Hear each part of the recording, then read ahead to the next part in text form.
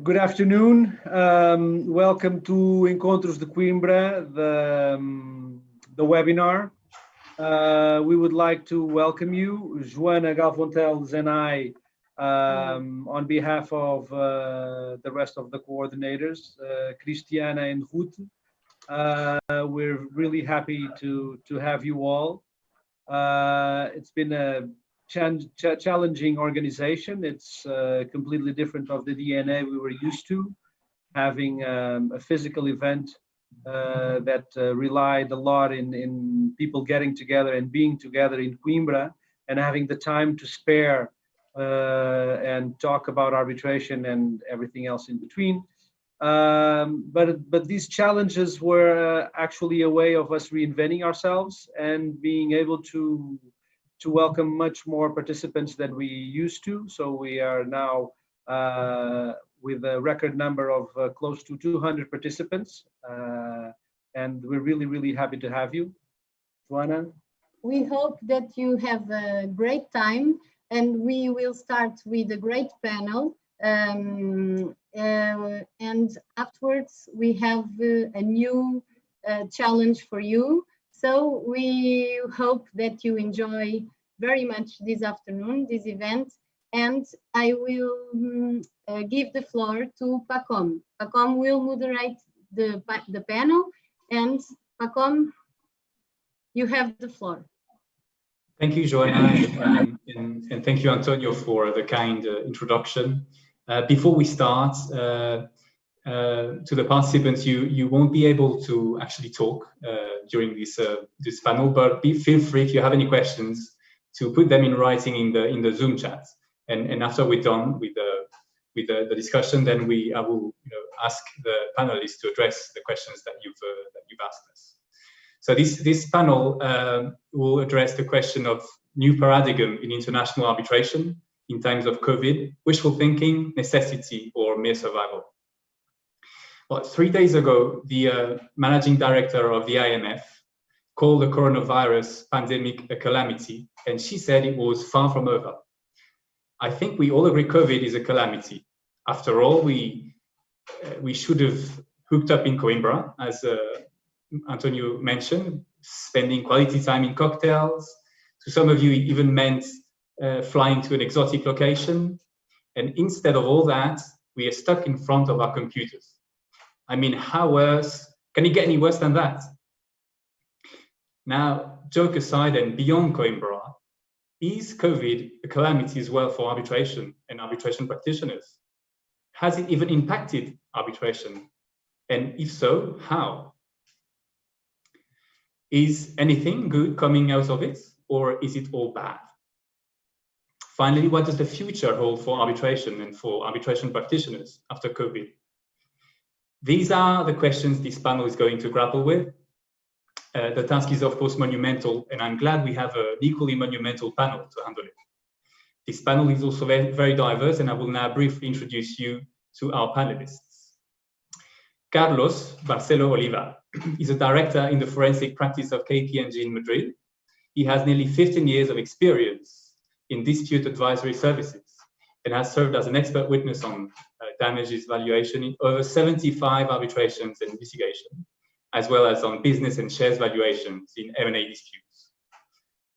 For those of you not so familiar with arbitration, Carlos is the kind of guy lawyers hire to put a number on the claims for damages. Jennie Wild, she's from the UK, and she's a barrister at Keating Chambers in London. Jennie has considerable experience in massive commercial disputes in the Middle East, Africa, and beyond, and she has specialized in construction and energy disputes. She's highly ranked for her work as arbitration counsel by leading directories such as Legal 500. And Jennie also regularly appears in her own right in the courts of England and Wales. I think she will have the opportunity later on to explain to you what barristers do exactly and how different it is from what regular guys like me or continental lawyers in general do.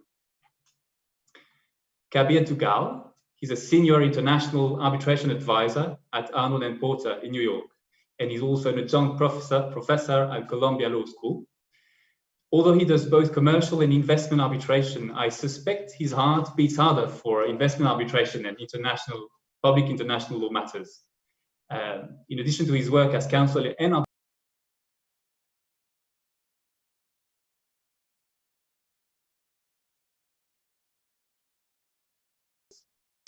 he's also recognized by several leading directors.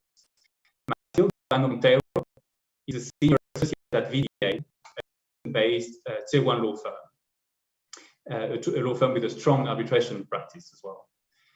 Matilde herself has a long and impressive track record in commercial and investment arbitration, both in Portugal and in the Portuguese-speaking parts of Africa, including Mozambique, Angola, or Cabo Verde. She's also a frequent lecturer on arbitration and a published author in international arbitration matters. Last but not least, Victor Bonin is based in Madrid, where he has founded his own firm, VB Arbitration, after several years toiling for major law firms around the globe. Victor acts as an arbitrator exclusively and has conducted a great deal of arbitration in many languages: Spanish, English, French, Portuguese, under the rules of the ICC, LCIA, Swiss Chambers, and the Hong Kong International Arbitration Center. He's admitted to practice in Spain, England, and Wales, and also holds a Swiss law degree. Last but not least, he's ranked as one of Spain's best and most in-demand arbitrators. Okay, let's get started. And perhaps we should start with what has changed in the arbitration world because of COVID-19. And my first question to the panel will be, has COVID-19 brought about any change in the way you and or your firm practice arbitration? Sure, I'm happy to get the ball rolling here. I'll probably focus my comments on investor-state arbitration, looking at how COVID impacts ISTS. Before I start, let me just make two initial comments. Comment number one, like everyone else has said thus far, I wish I was in person with all of you. Since I cannot be there, I decided to get my Portuguese rooster, and that sits very proudly next to me, making me feel like I'm with all of you. The second thing is, ISTS as a general matter is highly contentious. No two reasonable minds seem to agree on anything. And so I'm going to tread very carefully, right? This is sort of asking Portuguese speakers, who speaks Portuguese best? Is it Brazilians? Is it Portugal? Is it Angola? Let's not start a new world war. With that, what is the impact of COVID on investment arbitration? And in a one-word answer, and I mean this in a complete legal sense, it is a shit show. COVID potentially impacts ISTS when it comes to substance, when it comes to procedure, and when it comes to general policy making. We are seeing the impact of COVID in all three areas. Now, again, if you're an optimist, this is exciting. If you are down with COVID, generally, this is all very frightening. One key point we can probably agree on in relation to COVID is that governments all over the world have adopted different measures, right? There have been travel bans, there have been restrictions on people meeting, there have been restrictions in business. Does this kind of sound familiar for folks who do ISTS when government enacts regulations and regulations that impede business? You have an ISTS claim. And it's still a little early to see actual cases coming out, but we know of threatened cases. And just to give, I'll get in and out of this in the interest of time, but Mexico, a country in the Americas, a very prominent economy in the Americas, the president very recently has announced measures where they're going to roll back some of the guarantees given to renewable energy. The reason is COVID, right? There's COVID, people don't want renewable energy. We're going to start taking back some of the guarantees that were given, and this is leading, if you are a renewable company, this is not great news. We have Carlos and Victor here. Both of them can talk about the renewable experience in Spain. So this is one area we're seeing this. Peru, another LATAM country, right?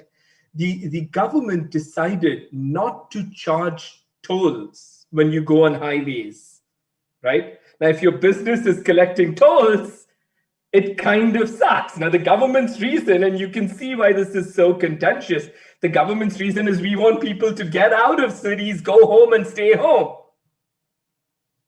Yeah, but if you're a business, the business argument is government, your problem, not our problem. So you're going to see all these government measures potentially resulting in cases, right? That's where you see the substantive impact. I'm being neutral here on how tribunals may come out. We can talk about that later, but I'm just trying to highlight the issues. We're seeing procedural impacts when a case is ongoing, COVID-related measures impacting it. We saw a few months ago when COVID had started April, which seems right now like a lifetime ago, Bolivia actually went to a tribunal, an ISTS tribunal, and said, tribunal, we have to file a statement of defense. We're not going to do that. Reason, COVID. Right? Bolivia had, as you probably will recall, even though it seems like a lifetime ago, a political crisis. The lawyers, the Deckard team was in France and in Washington, D.C. I know right now France is going through a second wave, but it was pretty bad in April. DC at that stage was not bad, but very soon the United States became the worst example for everything. But this was sort of the argument they were giving, COVID is impacting how we will present our case. The tribunal was not very persuaded because I think the argument Deckard made, at least on paper, seemed extreme. We're not going to file it at all. Let's suspend the case. And the tribunal's reasoning effectively, I'm paraphrasing, was, yeah, COVID has impacted life, but people are improvising and you guys should improvise, right? We see similar arguments when it comes to enforcement. Guatemala raising arguments of COVID when it came to enforcing awards in DC. I'll just end very quickly with the policy impact. We're seeing policy impacts with prominent bodies, prominent think tanks calling for a moratorium on ISDS. The Columbia Center for Sustainable Investment, it is a body associated with Columbia Law School, so I'm familiar with them, and they do a lot of cutting-edge research in this field. They've actually called for a moratorium on ISDS completely. And their reason is, at this stage, governments need to focus on COVID and not focus on anything else. In the United States, I think we can say we will focus on COVID and getting Trump out of the White House, but I'm not being political here at all. But the idea is, if we're going to be distracted with multi-million, multi-billion-dollar cases, that's going to be problematic. So if you're looking at COVID, the impact of COVID on ISDS is far-reaching, and we're probably only just scratching the surface. Pacôme, I will shut up now and pass the baton back to you to pass it to somebody else. Thank you, Kabir. That was very interesting. And my question is to Matilde. Does anything what Kabir said resonates with you as a Portuguese lawyer? Has anything happened in Portugal, because of COVID in the arbitration world? Yeah, well, of course. This is the COVID pandemic is something that no country has been able to not be a part of it, unfortunately. So I was listening to Kabir, and we actually have a particular state measure intervention, legislative intervention in Portugal, which was enacted during the pandemic in May.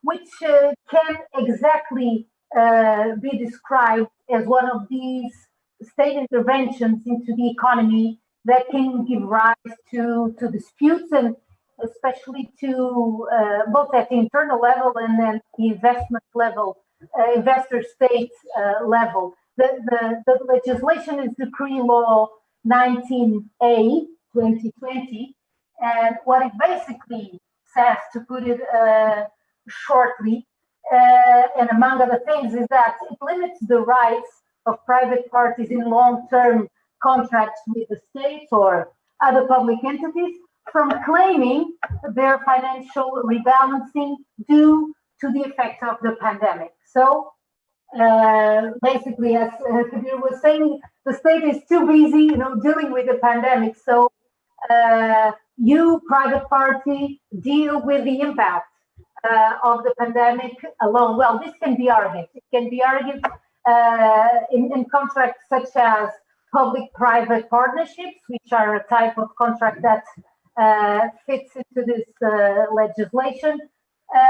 What we can basically say and argue is that the state has reallocated the risks of the contract, and the private party is bearing alone the effect of the pandemic. So, of course, the legislation has several sub options, and I will not go into that. But basically, what I would like to stretch is that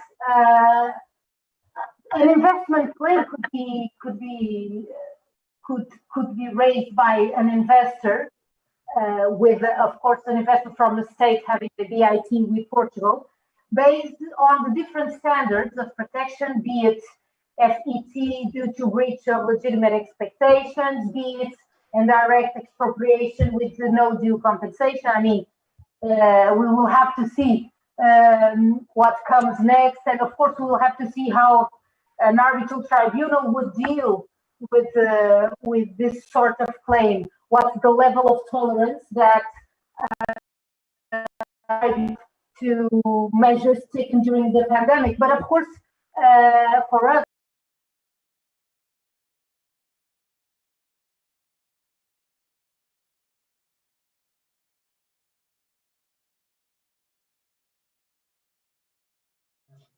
you talked about reallocation of risks further to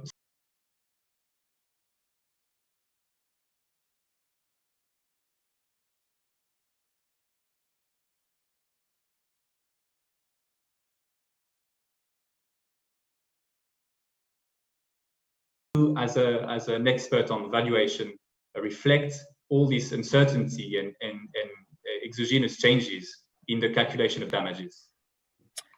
Okay, thank you, Pacôme. First of all, I'd like to thank the organization for having me the opportunity to participate in this webinar. Thank you very much. Okay, and the truth is that COVID-19 have a high impact in the quantification of the economic damage as an expert witness. Let's say, for example, we calculate a business interruption occurring now, just when the COVID-19 is already here. So we have main issues that we should analyze. Firstly, the cash flows that the contract would have generated to the party. It is obvious that COVID is having a huge impact on the activity of companies in many sectors. Besides this impact, COVID has also created a huge uncertainty in many businesses. The economic forecasts of even the most prestigious organizations are changing almost every week. Therefore, what I think is the more reasonable thing to do is to check very carefully the most appropriate forecast depending the sector of the company that we're analyzing, and try to find as many benchmarks as you can in order to get different point of views. At this respect, we are in a very strange situation, whereas as a result of our calculation, it could be possible that during the first few years of the contract broken, just after COVID appears, the party could have avoided losses instead of losing profits, which is very strange. Secondly, the discount rate. The discount rate is usually discussed before the tribunal, all of you know very well, and the WACC is usually misunderstood. The discount rate would be impacted by the risk that now and foreseeably the market could perceive. Of course, COVID will change the country risk premium depending on how the country is coping with the virus. My point of view, in order to determine the impact of the virus of the WACC, we should pay attention to the two different components of the WACC. First of all, the cost of debt, that it takes in account the cost of obtaining external financing, or in other words, how the financial system perceives the risk of lending money of a company. So to identify it, the most objective way is to check the conditions that the company have in the moment of the expropriation. And then the cost of equity, that it takes into account the risk that is perceived by the shareholders. Or in other words, the rate of return demanded by the shareholder according to the risk of investing in a certain company. This concept for me is more difficult to assess since we don't have recent similar situation, a pandemic like this that is affecting the whole world, and the track record is quite short. We just have almost a year. So having said that, for me, it's obvious that the COVID has changed the way financial institution and shareholder assess the risk of an investment, and of course, the impact depending sector that the company operates. For example, it's not the same if you are analyzing an airlines or if you're analyzing a delivery company as Amazon. Of course, you should try to find comparable real transactions, but sometimes it's difficult to find due to confidentiality matters, and they should be recent. So what my conclusion is that we are living in an uncertain situation, and we don't have enough track record to state properly the cost of equity in some situations. Thank you, Carlos. That's very interesting, and it's I guess it is to the audience, and it is definitely for me because I like damages calculation, and I'd like to ask you a very technical question, if I may, because even though we're all under 40, there's no reason why we should not be able to have an interest in these matters and understand them. So my question to you, Carlos, would be, and you will correct me if I'm wrong, but I think in any DCF analysis, there are two major components of the damages, the damage or losses you're calculating. The first one is the one you calculate over the forecast period, and then there's the value you arrive at, which you call the terminal value, and the terminal value calculation estimates the value of the company after the forecast period, based on the assumption that the company will grow at a constant rate forever.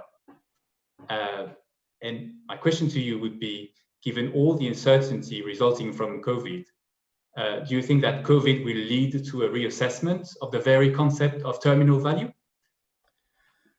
That was technical. Yeah, it is. Okay, what you do to calculate the terminal value, you should normalize a cash flow. Sometimes you can do it after 5 cash flows, sometimes after 10 cash flows. But what you have to do is to have a cash flow that it is foreseeable that it will happen forever, in the infinity. So the thing is that if you don't calculate a terminal value, you should have a reason to foresee that the company will stop in some point. So when you don't have this certain that the company have the ability to be for the infinity, what you should do is to apply.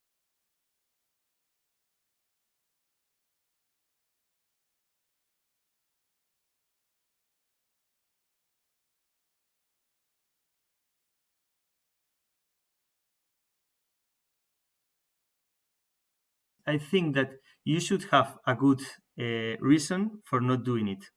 It could be difficult to argue that a company will stop at one point if you don't have a reason. And what we have now is uncertainty. Uncertainty to prove that the company will be operating for the next 20, 50 years, but it's difficult to prove that it will be not able to operate after 6, 7 years.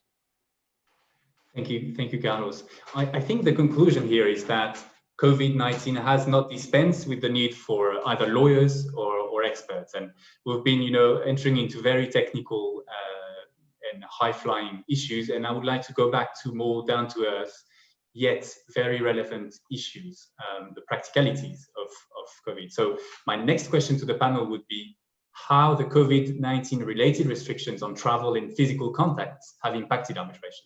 And I would like Jennie's view on that, please. Well, hello, everybody.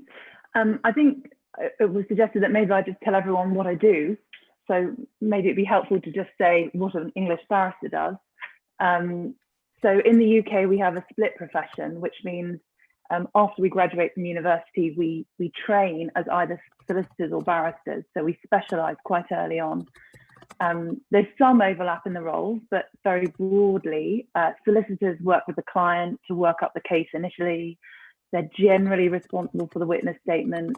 They're generally responsible for production of documents and liaising with the client. Lots of generals there because there is a lot of overlap. And then barristers, that's me, we draft the pleadings, we provide in-depth legal advice. Broadly, we help with the sort of case management, the oversight, how we're going to get to trial. And then we prepare for and present at the trial for hearing. I do have a wig, but in the arbitral context, I don't wear it, so I haven't got it on today. In terms of the impact of COVID on travel and what I'm doing, I thought about this. I think there's about 6. So I can probably break it into 6 changes. I think the first 3 are pretty obvious. So firstly, for me, a lot of my work's international, primarily the Middle East, Africa, Asia. And normally I'd travel to go and see my clients, the lay client, the end client, and my solicitor, my professional client. And obviously I haven't been able to do that. Secondly, I haven't been able to meet clients and experts face-to-face in the UK. So I haven't been able to host meetings in my chambers. The flights, the cons have just been replaced with VidCons. And thirdly, hearings have moved online. So we're not sitting in a court or arbitration room. We are conducting hearings over the phone or by video platform. So those 3, I think, fairly obvious.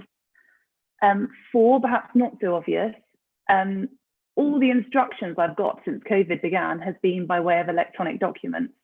And in the UK, we are very behind the times. And I often get reams and reams of printed out folders of hard copy documents, and I haven't had that. I've had sometimes a very, very helpful electronic bundle, and sometimes just a dump of all the client's data all in one electronically, and I just have to go fish for what I need. And that's because solicitors haven't been able to meet with the clients. I think the clients have also found it hard to obtain their documents, so they've just given us what they can obtain electronically and easily. Fifth, it's taken, for me, a lot longer to be instructed. So normally solicitors would ring up my clerk, ask them about a case, see if I was free, and not too long afterwards, I would receive the papers and I'd get started. But I'm finding there's now a long lag between the inquiry and actually getting started on the case. And I think that's, I'm sure, seen in all the cases my co-speakers are involved in. There is a bit of a lag now. And for me, I think it's a combination of difficulties getting the information from the end client, but also everybody being a bit more risk adverse. So in my world, that solicitors wanting to get money on account before instructing me. It means I get paid quicker, but it also means it takes longer to get the work. So there's a balance there.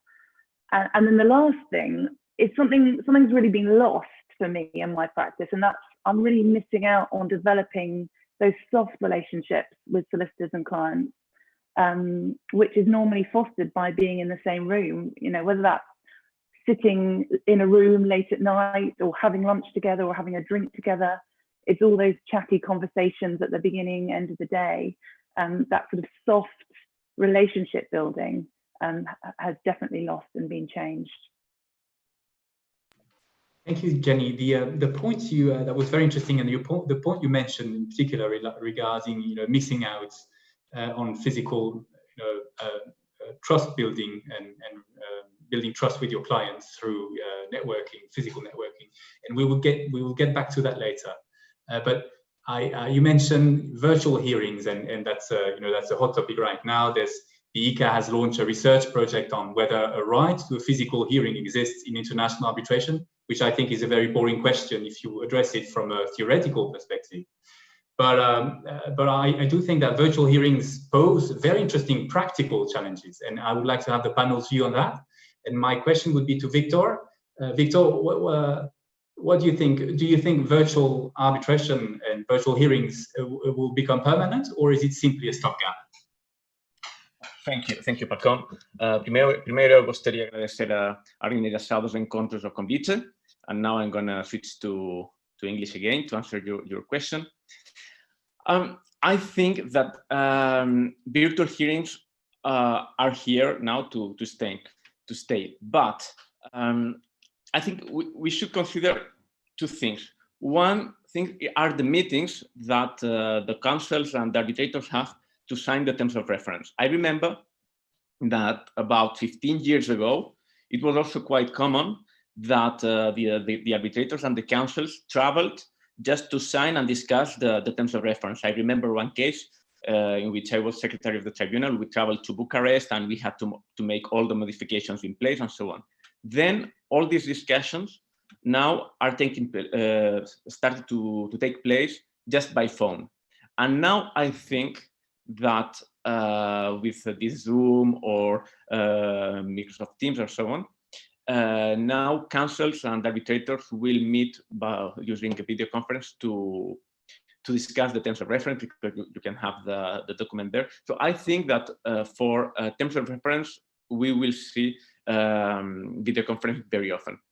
For substantive hearings, I think that at the end of the day, people and counsel, they like to see each other, to cross-examine witnesses. I think it's much better. It's something we can discuss later. But there is also one point that for small claims, in order to set cost, parties usually agreed not to have a hearing and to allow the arbitrators to decide just on the documents unless the hearing is strictly necessary. But now with this, it's very cheap. Nobody has to travel. I think that it's also it will be very common to see more and more often virtual hearings for such a small claims. For bigger claims, I think that the parties will still weigh the benefit of having a virtual conference or a physical hearing. Just to make a comparison, here now with the COVID, many Michelin star restaurants started doing deliveries. Okay, the food you get at home is very good, but it's not as good as if you go to the restaurant and you eat it and in the table and heat and so on. So for me, the virtual hearing is almost the same. They are good, but it's not as good as if you are there in place. Thank you, Victor. So I take it your view is that their virtual hearings are here to stay, even though they might not be as pervasive as some say, and I think that's a reasonable view. Now, could I ask you, to you and Carlos, what are your personal view on virtual hearings? Do you like them or you don't like them? Perhaps Victor, you can start, and then I will pass the floor to Carlos. I like them depending on the complexity. For instance, in November, I will have one. It's just for conclusions, and because there are no witnesses, so it's just the councils and the arbitrator. For this, I think there is no need to have a hearing in person. Even knowing that in the past experience we had a hearing in person, and the councils only repeated what they had said in their memorials. So if they are going to do the same, for me there is no need to travel. If you have witnesses, I think I prefer hearing and listening the witnesses and the experts in person, because this way you see the reaction, and at the end of the day you always have the uncertainty whether there is somebody else in the room making signals or so. And that's why somebody told me when I started hearing, what I asked the witness is to turn around the computer to see that there is nobody else in the room, you know. But I prefer doing it in person. I think that councils as they prefer as well. Thank you, Victor. Carlos? Yeah, I completely agree with Victor. From my point of view, virtual hearings affect the way the expert give evidence of the report, because you don't have the opportunity to read the body language of the arbiter and the lawyer. And for me, reading body language is very important for the way you lay out the evidence. For example, it's more difficult to decide if you should give a long or short answer, or how you should cope with difficult questions. And the body language gives you a lot of hints of what you should do as an expert. Thank you. Talking about cross-examination, I'd like to have Jennie's view on virtual remote cross-examinations. Are they more or less effective than physical ones? Well, I'd agree with Victor. The procedural submissions, that works perfectly fine by video link. Telephone a bit harder, video link fine. Cross-examination, I think, is definitely less effective. Is logistically harder. So you've got the video set up, you've got to work out how your witness is going to see the documents, who's going to set up the video equipment, what time zone are you operating in. You've also, and this is how I've been operating, often have to agree very detailed protocols to maintain the quality of the evidence. So who can be in the room, what can the witness have in front of them, are they allowed notes? Are you going to have a second camera in the room recording what's going on to make sure no one sort of popped their head around the door to give the answer? So the logistics are hard. Secondly, I mean, as a cross-examiner, I want to maintain control. That's my main aim, and that's really hard with physical distance. You put less pressure on the witness. I think if you're in front of a witness, they feel the pressure of your question, not so much if they're behind a screen a million miles away. You also lose that pressure if you've got a video time lag, if there's a technical time lag with them getting the documents up. It's also, I find, much harder to get them to stop talking, which is the cross-examiners, what you want to do. You just want, you just want yes or no, really, cross-examining. So that's hard. And I would agree with Victor and Carlos. You miss all the nuances. When I was thinking about this, I reminded myself there's a really great quote by one of our judges in the UK in a case called Howard Marine in Ogden. And he said he was fully alive to the dangers of trial by transcript. And I think what he means that there's a real danger that if you're just reading things or you're looking at people from behind a screen, you lose that real life in the moment sense of whether you believed what someone was saying, you didn't see the whites of their eyes, you didn't necessarily get the importance of the point. And I think when you're in a courtroom or an arbitral hearing, you can sometimes really feel the tension, and you can feel the importance of a question, and you can feel the importance of an answer. And you lose that somewhat on a video, unfortunately. Yeah, thank you. And I totally agree with your views, and it totally chimes with my experience of virtual cross-examination. So I think we all agree that COVID-19 has indeed impacted arbitration, and that the impact is not necessarily a good one. But let me ask you, are there any changes induced by COVID-19 which we would like to keep? And let's address tricky issues, diversity. Do you think COVID-19 will make arbitration more gender diverse or less? And perhaps Jennie, you could address that question. Yeah, sure. I hope so. I very much hope so. I think it's practically easier. Travel, I think, sometimes puts off. I know female barristers in the UK, it puts them off the international work because they potentially want that home time, and the long distance travel makes it harder. It's greener, there's benefits there.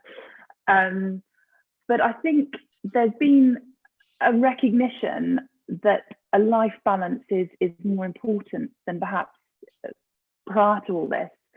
Before COVID, we kept our home lives more private. It perhaps, particularly in my sphere, it was not seen as professional to share it so much or allow it to impact on always being available whenever, wherever. But we've actually seen each other's home lives in the backs of the cameras.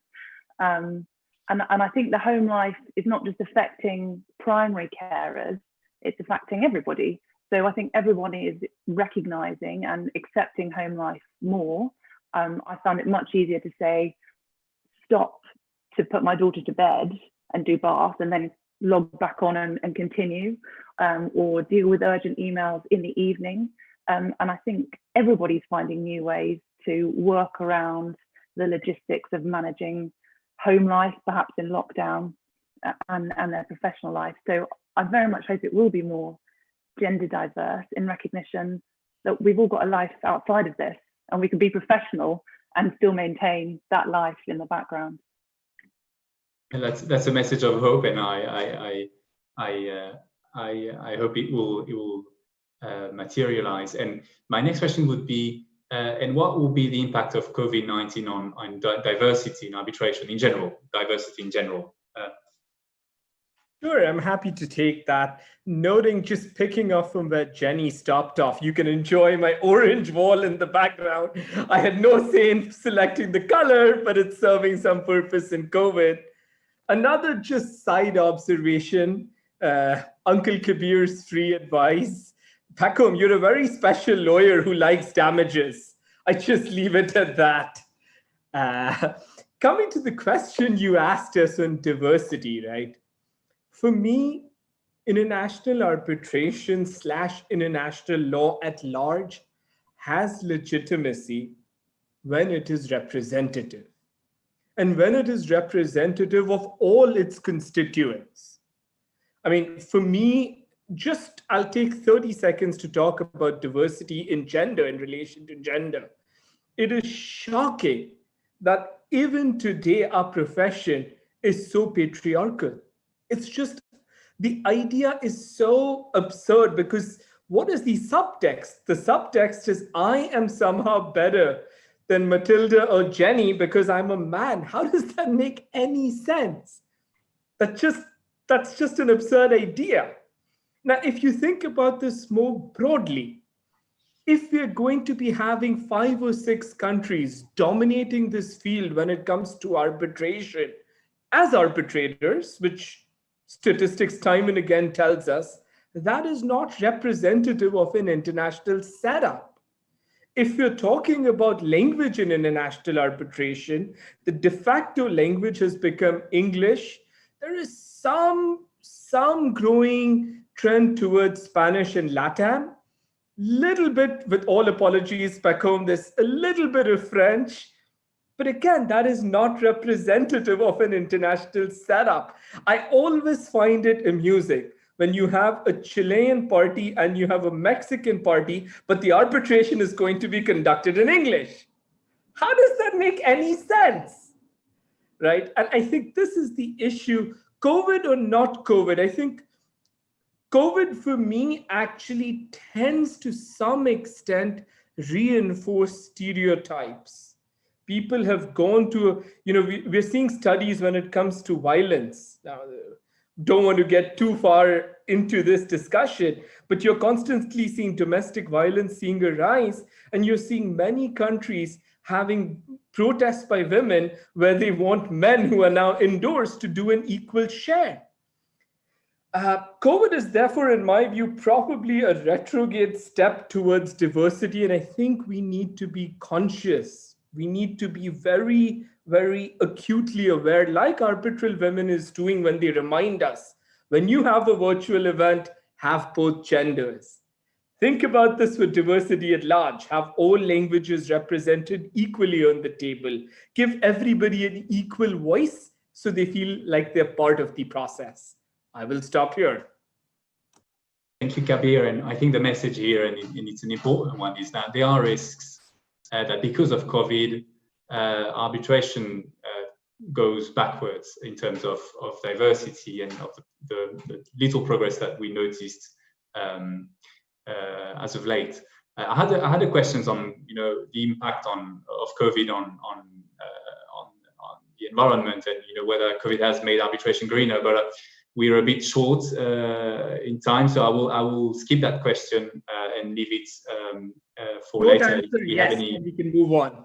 If you have any questions from the audience. So bouncing back from from the challenges which Kabir has just underlined, my next question to the panel would be: are there any challenges that we still need to resolve? Should COVID-19 force a rethink of how we practice arbitration? And perhaps Victor has a view on that as an arbitrator? Yes, Thank you, Pacôme. I mean, with the COVID, now we have many force majeure disputes, and I'll try to be quick because we are short in time. And as you know, arbitrators, they have to decide on the request of the parties. So one party requests damages, and the other they have a counterclaim or not. But it's what you have to decide. The problem is that with force majeure disputes, sometimes the solution is not whether one is right and the other isn't. Sometimes they are both right, and the problem there is that maybe in a construction contract, now the economic terms are not valid anymore, and they are not good for none of the parties. So sometimes I wonder whether we should give the arbitrators some additional powers, but of course this should be agreed by the parties. It would be like a sort of arbitrator acting as mediator, adjudicator, something like that. It's something in the middle, in the sense that the parties, instead of making their statements, they would provide with the arbitrator the grounds, the economic grounds of the contract, so the arbitrator can understand why the parties agreed one clause and the other, and so on. And then, given the new circumstances, the arbitrator can modify the contract, and the parties, they commit themselves to sign the new contract as modified by the arbitrator. I think that this is something that some judges do in some jurisdictions. Here, of course, it will be necessary the agreement of the parties, and if at the end one of the parties doesn't sign that agreement, as you know, in many jurisdictions, the judges have the power to substitute themselves, to substitute the one party in order to sign for that party that doesn't want to sign that agreement. So it could be a possibility for so many claims based on force majeure. But I had discussed with this, and there are many people that don't agree, and other people who do. So it's quite controversial. Thank you, Victor, and I agree with you. That will be a very divisive issue, and that would take a lot of courage for the parties to agree to that. But I agree with you that it would, sometimes that would be the only way to really to resolve a dispute deep down. You have to be creative. Yeah, exactly. Yeah, get creative, and that's the right message. And my next question will be for Matilde. Do you think, Matilde, that we should get creative in terms of how we conduct arbitration, in terms of pleadings and the process of arbitration? Yeah, thank you, Pacôme. I believe that a rethink of how we practice arbitration, which was your initial question, and in terms of procedure and how we practice it, we had already been doing that before. So it's not solely a COVID related issue. We had, with the increase of arbitration worldwide, all of us lawyers, arbitrators, arbitral institutions, we have had to focus. I think this has happened in the past decade, and mainly the past 5 years. We have been discussing how to turn arbitration proceedings into something more effective, more efficient, more client-focused. And that will, I believe, be enhanced by the pandemic, although it has already started before. I think that we have a few signs, or several signs, that the rethink had already resulted in changes. We have expedited proceedings. They are a reality in lots of arbitral rules worldwide. We have tools for controlling time, for controlling costs. We have guides from, ICC as an example, and other institutions, I believe, guides on how to effectively manage arbitrations, which are directed at clients, right? At in-house lawyers from the clients that are managing the case. So I believe that what we have been seeing, clients ever more sophisticated, demanding, and prepared, and with knowledge of the legal markets. I believe the practice of arbitration is becoming and will become even more tailor-made. It has to each case, and it will probably, I think, with COVID, we'll have the definitive end of the one-size-fits-all arbitral proceedings. So the amounts at stake, the characteristics of the case, is it fact-intensive, is it not, will make the parties and tribunals, I think we will all feel obliged to adapt proceedings to each particular circumstance. And in such a period of crisis, as the pandemic is, we have several. I mean, we have several circumstances. On the one hand, we have central banks and states, especially richer states, of course, putting forward measures that increase liquidity in the markets.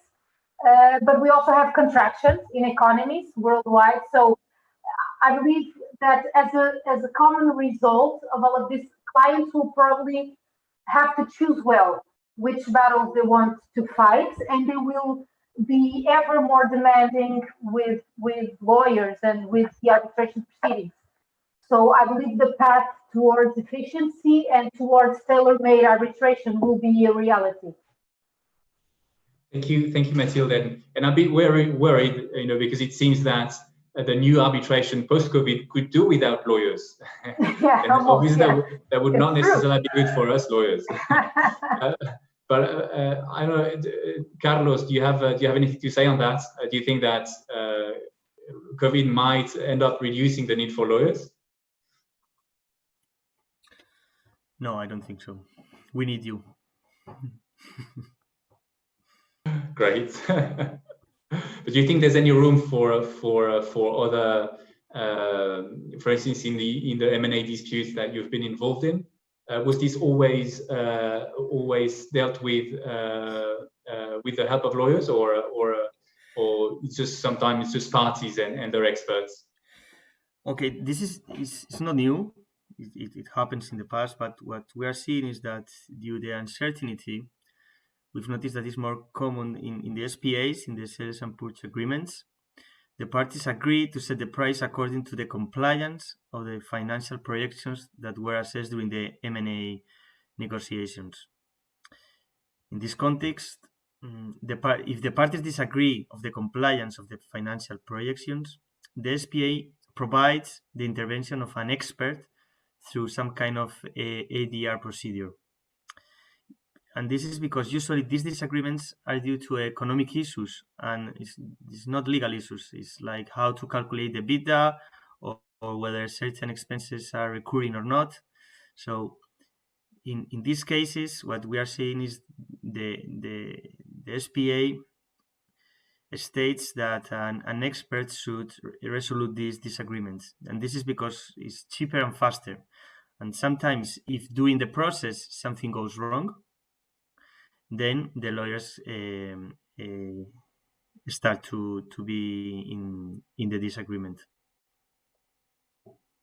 Thank you, Carlos. And you said cheaper, and cheaper sometimes it can be a bit scary for us, because cheaper means lower fees, and we usually don't like that very much. So just to wrap up, because we time is running out. I will ask a question to all of you, and I will ask you to chip in just a few words, and so that will also be in form of as a message to the younger audience. Do you think this is a good time to start a career in arbitration? Yeah, anyone who wants to take it first, please go ahead.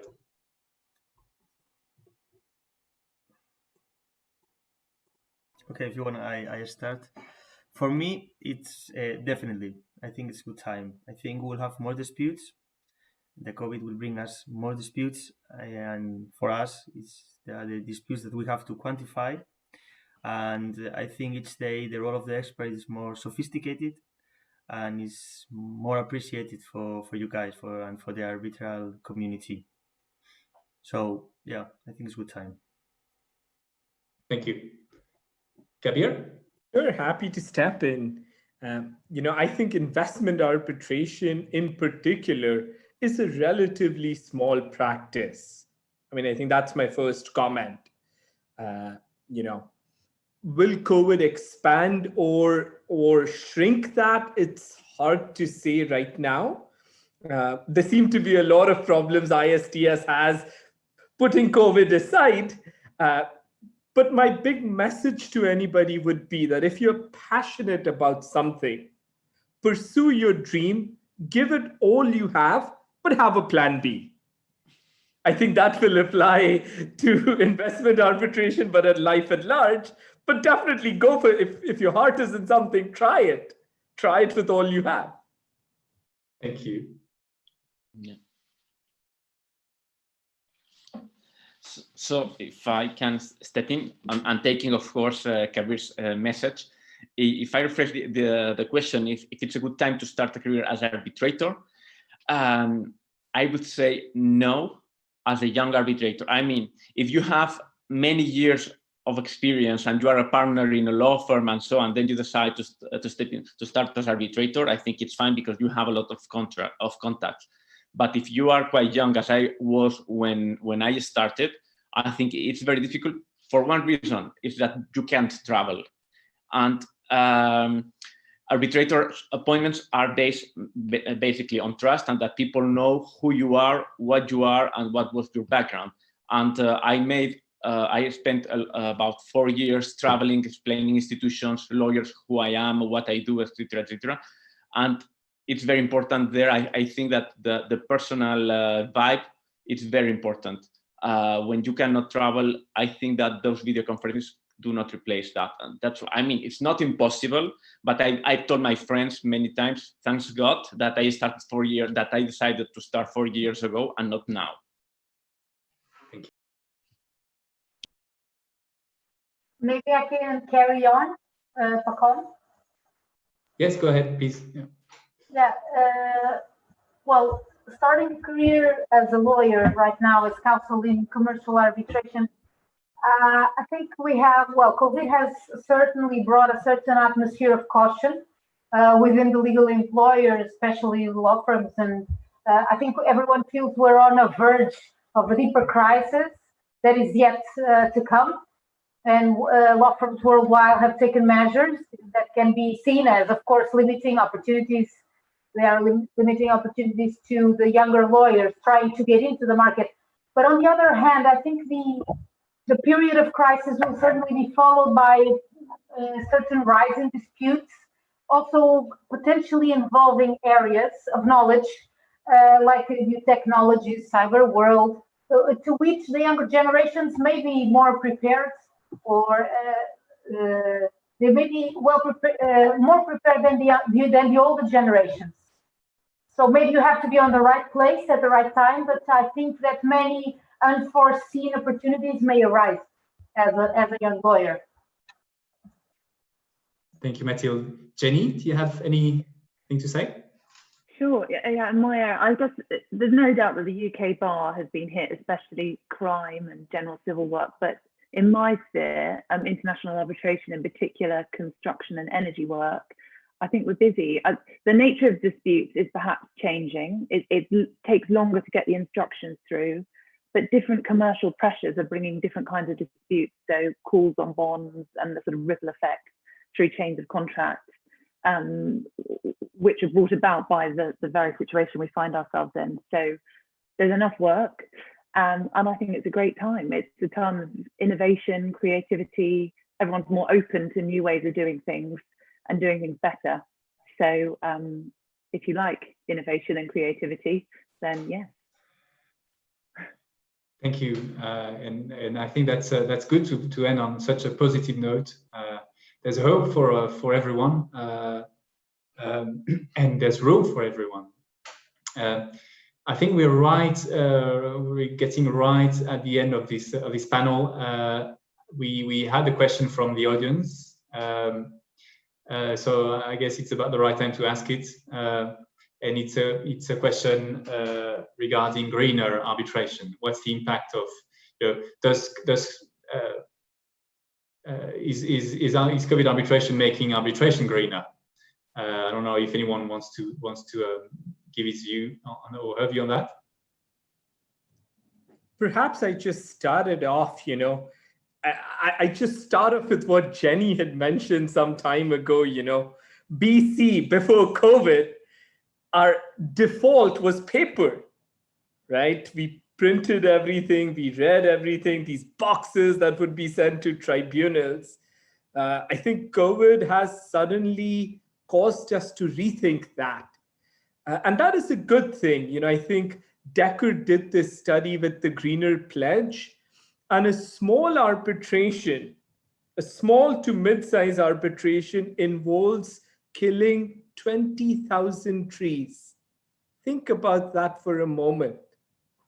I grew up in Saudi Arabia, although I'm Indian. And, I read some of the press articles that talk about the fact that people in Delhi were for the first time able to see the sky without smog.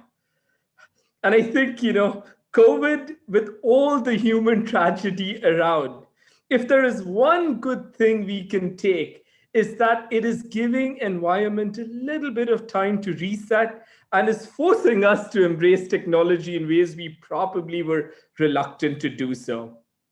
Hopefully post-COVID, we keep some of that with us, print what's necessary, not everything. Thank you, Kabir. Thank you very much for this. I think we have to finish now because I think the link will be taken down. So thank you very much to all of you for your interventions. It was a pleasure to have you on board, and I hope the audience enjoyed the panel. And with that, I end this discussion, and I hope to see you next year in person in Coimbra next year. Bye, everyone. Bye, everyone. Bye. Bye, everyone. Bye.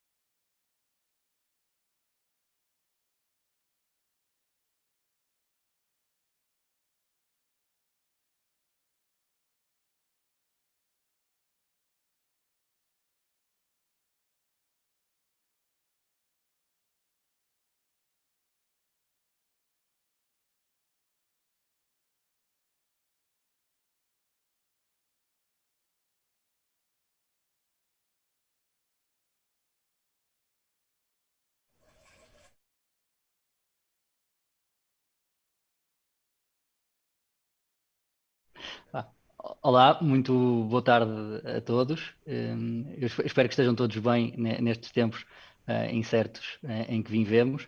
O meu nome é Miguel Pereira da Silva e vou ser o vosso anfitrião nos próximos 45 minutos desta sessão que se designa de Afterwards, com dois grandes advogados e árbitros, a Valeria Galíndez e o Marcelo Roberto Ferro, que já apresentarei melhor.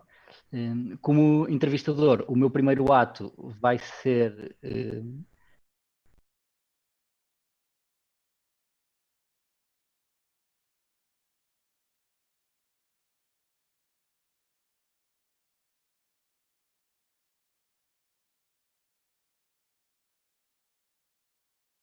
laser. Só um segundo. Ok, peço desculpa, eu estava aqui com um pequeno problema de som.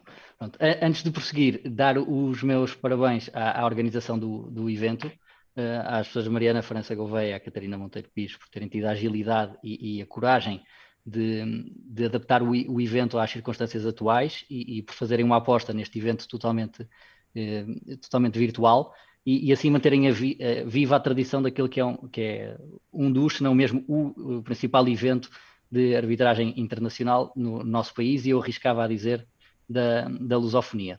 Eu confesso que, antes de começar também a entrevista, queria agradecer o convite à organização desta sessão menos 40, à Joana, à Cristiana, à Ruth e ao António, são todas pessoas de quem eu gosto muito e sei que também gostam de mim e esse acaba por ser o principal motivo pelo qual eu estou aqui hoje e confesso que é a primeira vez que vejo um evento neste formato.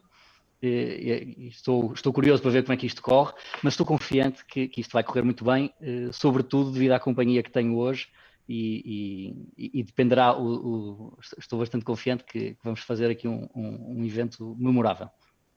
Embora eu já tenha pensado nisto uma ou outra vez em alguns eventos de arbitragem, acho que é a primeira vez que vou poder dizer com propriedade I'm just here for the drinks, mas felizmente para quem nos está a ver, temos dois grandes arbitralistas, como eu disse, que eu apenas tive agora a oportunidade de conhecer pela primeira vez, nunca tínhamos tido esse prazer. Portanto, Valéria, olá Marcelo. A Valéria é a Valeria Galíndez, é sócia de um escritório do qual é fundadora, a Galíndez Arb.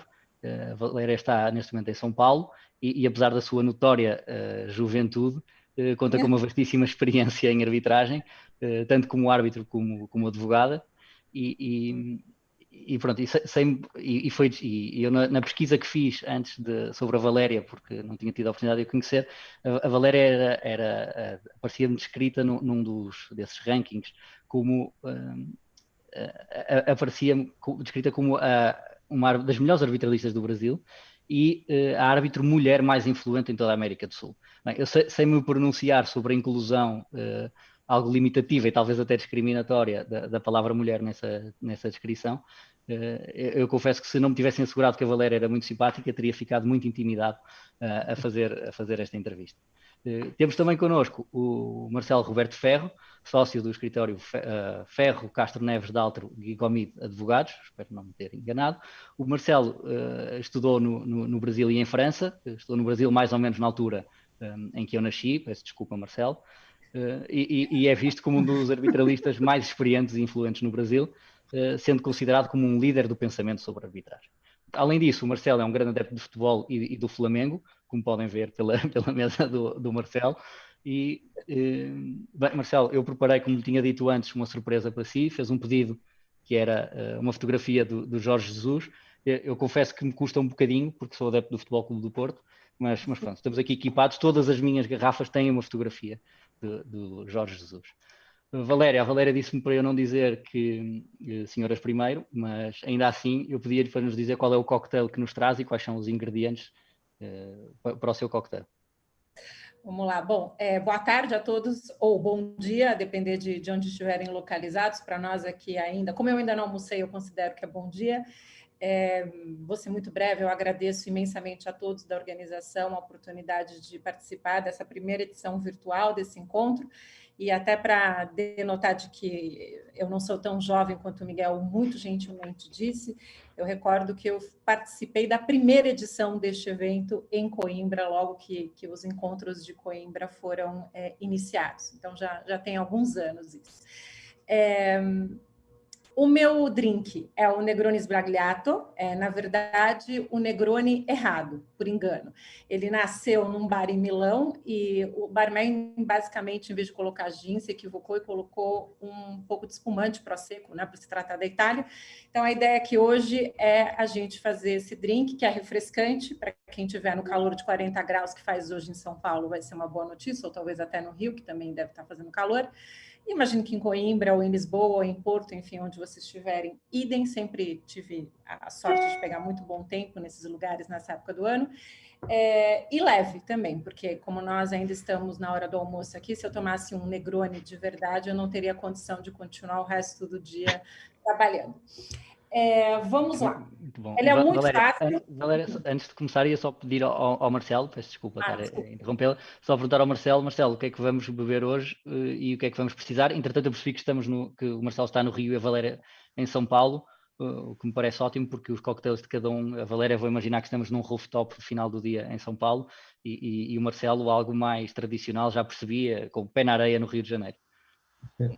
Miguel, obrigado pela gentileza da introdução. Também queria agradecer a todos, a Cristiana, a Joana, a Ruth e o Antônio Júdice Moreira pela gentileza do convite. E eu preparei, na verdade, uma ideia naturalmente, de um drink não tão elaborado quanto o da Valéria, pelo menos o show in-off de um Negroni, né? Eu preparei a ideia de trazer a vocês uma caipirinha, né? Mas só que a caipirinha, assim como a arbitragem, tem segredos.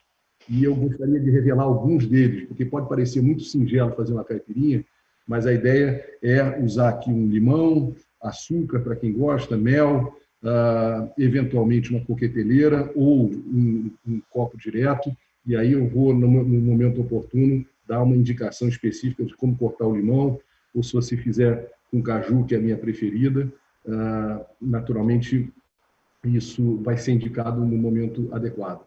Muito bem, muito bem. Então, Valéria, se calhar começamos pela Valéria, ao mesmo tempo que eu lhe pedia que nos fosse explicando como é que fazemos então esse sofisticadíssimo, mas simples de fazer Negroni, e pedia-nos, todos sabemos e vimos no painel anterior que a pandemia da Covid-19 nos impôs alterações imediatas à forma como nós vivemos, também no mundo da arbitragem.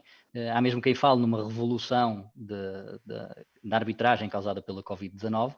Há até livros a serem publicados com esse título. E, portanto, ao mesmo tempo que nos explica como é que se faz esse tal Negroni, eu gostava que os dois, tanto a Valéria, peço desculpa, como o Marcelo, nos explicassem como é que viveram o primeiro impacto desta pandemia e das restrições da mobilidade que continuamos a ter na nossa atividade profissional. Valéria, o palco é seu. Obrigada. Bom, vou começar só fazendo uma introdução no tema sério, para depois passarmos para o tema mais prazeroso, que é o drink. Eu acho que, pelo que eu notei de conversas com vários colegas, os impactos foram um pouco diferentes para os advogados e para os árbitros. E eu vou talvez focar aqui, até porque eu acho que o Marcelo tem certamente muitíssimo a aportar na experiência dele como advogado, um pouco mais do ponto de vista de árbitro. Para mim, foi um dos períodos mais ocupados que eu já tive na minha carreira até hoje, já tenho 21 anos de carreira em arbitragem. As primeiras 5 ou 6 semanas foi uma verdadeira tsunami de pedidos de cautelares, de pedidos de suspensão de procedimento ou de pedidos de novas arbitragens, por incrível que pareça. Muita gente apostou que seria um período talvez em que as empresas se limitariam a esperar terminar o período da pandemia para tomar algum tipo de ação, ou esperar ver como ficariam justamente em termos de fluxo de caixa e etc. durante esse período, mas o que eu vivenciei foi o oposto. Foi algo que certamente me surpreendeu, e me surpreendeu também pela rapidez de resposta de todos os envolvidos. O que eu me refiro em especial, e acho que é um assunto que, por mais que já tenha sido bastante discutido, é interessante a gente ver como isso foi vivenciado na carne, a adaptação muito rápida a novas formas de realizar os atos que estavam previstos na arbitragem. A gente vinha já num processo de transição em relação à utilização, por exemplo, e que foi debatido já no primeiro painel, menos papel na arbitragem, mas a gente passou uma radicalização, não papel, em questão de semanas. As partes com muita facilidade, os árbitros também, simplesmente passaram a adotar os sistemas de share file ou outros sistemas para conseguir fazer esse intercâmbio rápido de comunicação com o tribunal. Não senti em absoluto nenhuma resistência para a realização de determinados atos via virtual. Assinatura de atas de missão ou de termos de arbitragem, todos foram rapidamente transpostos para o meio virtual. Já era uma tendência, pelo menos em matéria de arbitragem internacional, a gente já vinha eliminando há muito a necessidade de realização de uma audiência ou da sua realização por meio de conferência telefônica ou por meio de Zoom, mas isso claramente foi adotado com muita facilidade. Não vi nenhum pedido de postergamento nesse sentido em função da pandemia. O que eu sim vi, com muita frequência, a gente está vivendo o resultado hoje, é pedido de adiamento de audiências para discussão de questões de mérito, ou seja, proibitiva de testemunhas. E o resultado disso é o que, não quero muito antecipar o que a gente vai falar daqui a pouco, é que agora o segundo semestre do ano de 2020, e muito provavelmente o primeiro semestre de 2021, será o período em que nós teremos mais audiências se realizando no mundo inteiro, praticamente. A gente teve aí, durante 3 ou 4 meses, uma espécie de congelamento, o mundo inteiro esperando ver quanto tempo as medidas restritivas levariam. Então, a decisão de muitas pessoas foi de postergar essas audiências e não realizá-las virtualmente. Alguns, no meio do ano, diante da clara impossibilidade de retomada física, acabaram aceitando a realização dessas audiências virtuais. A gente vai falar um pouco disso, acho que é mais adiante, como elas têm ocorrido, mas basicamente o que eu vi foi uma resposta muito rápida, mas também uma atividade muito rápida, uma busca, seja pela revisão de condições contratuais, pela suspensão de determinadas obrigações, com uma voracidade que eu, honestamente, nunca havia visto antes. Vamos passar só à fase preparatória do drink. Primeira coisa, eu já tenho o meu pronto, copo com gelo. Sempre se coloca primeiro o gelo e não depois. Muita gente faz isso, mas é um grande erro, porque senão vai espirrar tudo. Esse drink é muito fácil. São, na verdade, a mesma proporção para as 3 bebidas que a gente vai colocar. Eu, que gosto muito de beber e me profissionalizei na pandemia em drinks, devido ao tédio de não poder ir a bares, decidi comprar um dosador de profissional. Eu vejo que o Miguel também tem o dele. Então, quem não tiver, pode usar qualquer outra medida, seja um copo pequeno, seja colheres, enfim, o que achar, ou também ir no olho, quem achar melhor. O primeiro que a gente vai colocar é o vermute. Uma dose, pequena ou grande, vai depender da vontade de cada um de beber. São 3 doses iguais para cada uma das bebidas. Então, talvez o meu drink a gente já possa fazer já de plano uma vez só. O segundo que a gente vai colocar é o Campari. Também uma dose igualzinha. E tem que ser nessa ordem, viu? Se vocês acharem que não tem ordem, tem uma razão para a ordem, é como eles vão se misturando. E o último ingrediente, que seria assim também se fosse no Negroni original, ou seja, o Negroni com gin, é o espumante.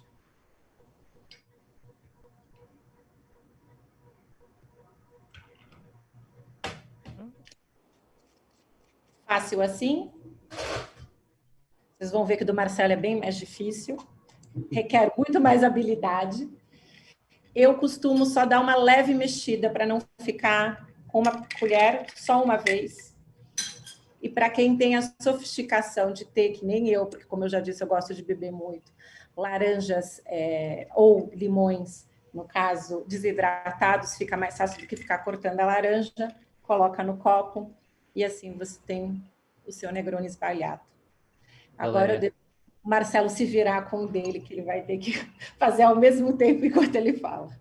Marcelo, se quiser contar-nos também como é que viveu e como é que experienciou este primeiro período da pandemia, enquanto nos explica o complicadíssimo processo de elaboração de uma caipirinha, saiquirinha e todas as outras variantes que o Marcelo preparou. Bom, Miguel, a vantagem de falar depois da Valéria é que ela já adiantou realmente muita coisa e vai me sobrar um pouco mais de tempo para o meu drink um pouquinho mais elaborado. Mas, na verdade, eu acho que a comunidade jurídica como um todo, mas notadamente os advogados, foram muito surpreendidos também por conta daquilo que a pandemia afetou, o que nos é mais caro, mais relevante na nossa profissão, que é o poder de persuasão. O poder de persuasão não é exercido somente por belos escritos, às vezes até exageradamente longos. O poder de persuasão não é feito apenas na indicação específica de uma boa doutrina ou de uma jurisprudência adequada para o seu caso. A persuasão se exerce também com a presença física. Não é só o tom de voz, não é só a linguagem corporal, mas é também você entender, pela ótica do seu árbitro ou dos seus árbitros, se você está sofrendo aquilo que eu chamava, já para você ver como é que é antigo, Miguel, efeito BlackBerry. Acho que BlackBerry hoje não existe mais, mas o efeito BlackBerry é você perceber que não está agradando quando o árbitro está checando o BlackBerry dele. E ali, necessariamente, nesse ambiente virtual, você não tem a menor noção, por mais que o árbitro esteja olhando para você, na câmera para você, se ele está prestando atenção no que você está falando. E aqui eu não estou fazendo mau juízo de ninguém, eu parto do pressuposto que, efetivamente, todos os árbitros que responsáveis na comunidade doméstica e internacional estão efetivamente prestando atenção. Mas nós temos que ter presente também que a capacidade humana de concentração ela é limitada. E ela é ainda mais limitada quando se dá no âmbito virtual. Porque o âmbito virtual faz com que eu esteja aqui na sala da minha casa, obviamente sem ninguém para me incomodar, porque senão eu não teria condição de me concentrar, mas, ao mesmo tempo, cercado de uma série de outras informações completamente irrelevantes para essa palestra, para essa conversa, ou, no caso, se eu estivesse numa sala de audiência, para uma audiência arbitral. Então, também o tempo de concentração do árbitro varia muito, razão pela qual, a meu ver corretamente, alguns tribunais arbitrais estão limitando em 5, 6 horas o tempo de duração de uma audiência, porque é o tempo que humanamente se consegue prestar atenção no contexto de uma apresentação visual. Né? Eu costumo dizer que as palavras mais ditas nas arbitragens nos últimos 6, 7 meses são assemelhadas a uma sessão espírita. Todo mundo começa com vocês me ouvem, vocês me veem, e aí começa depois com autorização, vai adiante. Então, eu diria, pela ótica do advogado, isso nos afetou sobremaneira, porque não adianta só zelar e pugnar por um processo rápido e expedito, notadamente quando você é autor da arbitragem. Mas o convencimento, a possibilidade de exercer o convencimento na sua plenitude é fundamental. Valéria tem razão, e o painel anterior também pontuou isso, quando se percebe que em alguns atos processuais, o contexto da persuasão pode ficar mitigado, sim, mas não compromete o exercício do direito da parte. A assinatura de um termo de arbitragem, por exemplo, não vejo assim a menor necessidade de ter uma presença física, e eu acho que essa mudança, o Zoom e os seus correlatos vieram efetivamente para ficar. Eu não vejo mais ninguém pegando um avião Rio-São Paulo, que é uma distância curta, ou transnacional, para fazer uma assinatura de termo de arbitragem. Não estou dizendo que é irrelevante, mas acho que tudo que diz com uma assinatura de termo pode ser dito adequadamente numa boa conexão. Pessoal, rapidamente, primeiro eu queria uma explicação aqui sobre o espaço. Eu tenho aqui uma camisa do Benfica, que é o meu segundo time, na verdade, por uma questão pessoal em relação ao benfeitor do Flamengo, que é Jorge Jesus, está aqui presente. Eu tenho sempre Jesus olhando para mim, ou por mim. E aqui a camisa que me foi dada por um amigo português, de um zagueiro do Benfica, que chama-se Ferro também, mas parece que não honra o nome, parece que joga na reserva, não é nenhum fantástico. Tenho também a camisa do Futebol Clube do Porto, porque era a camisa do time de coração do meu filho.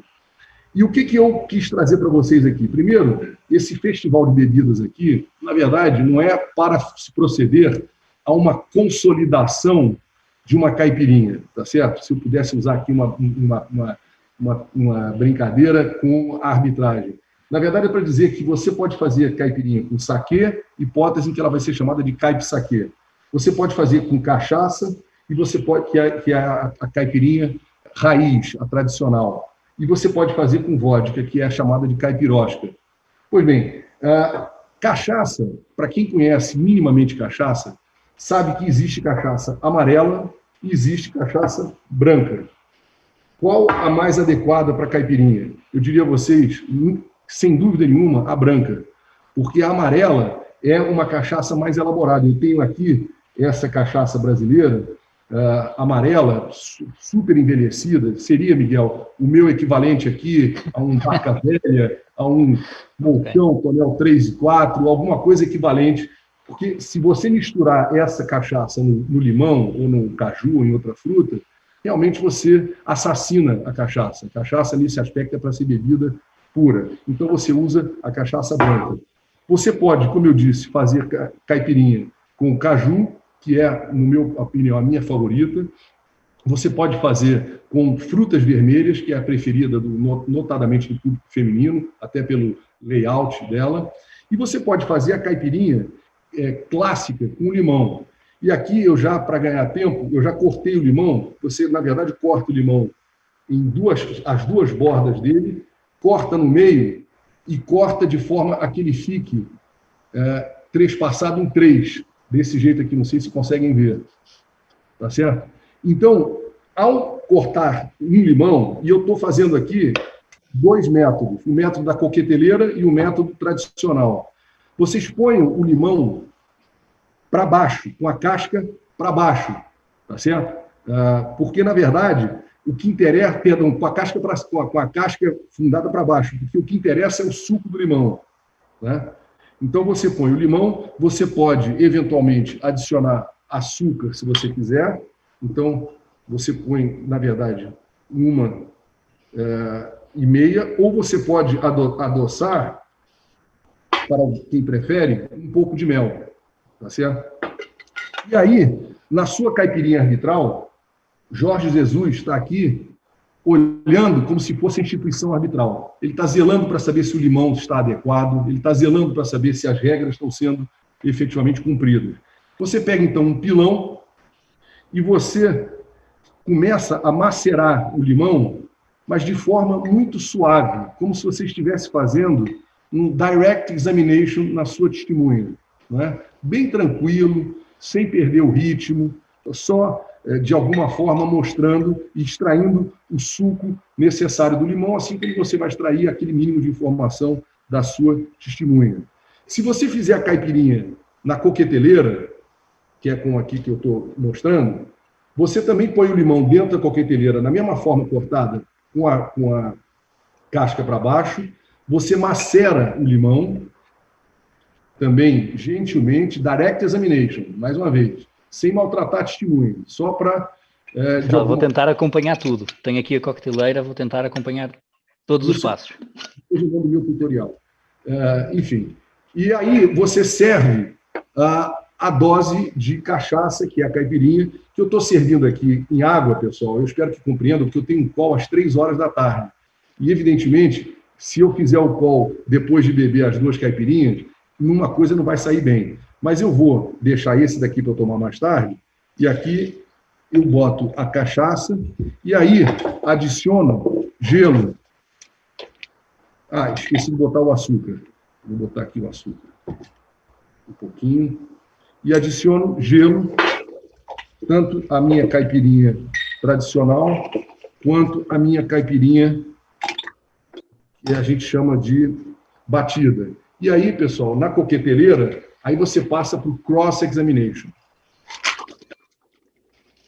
Você maltrata um pouco o limão. O limão já vai estar maltratado de alguma forma por conta da maceração que você implementou, mas aqui você faz para ganhar um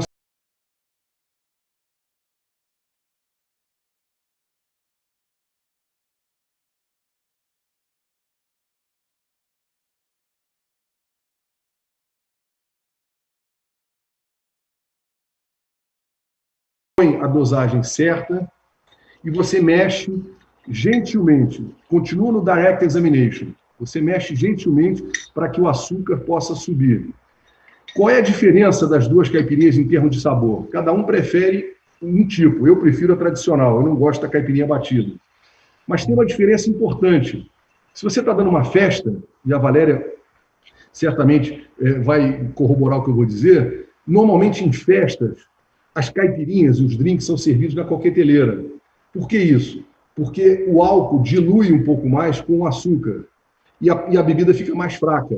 Então ela fica, entre aspas, menos tradicional, você bebe mais.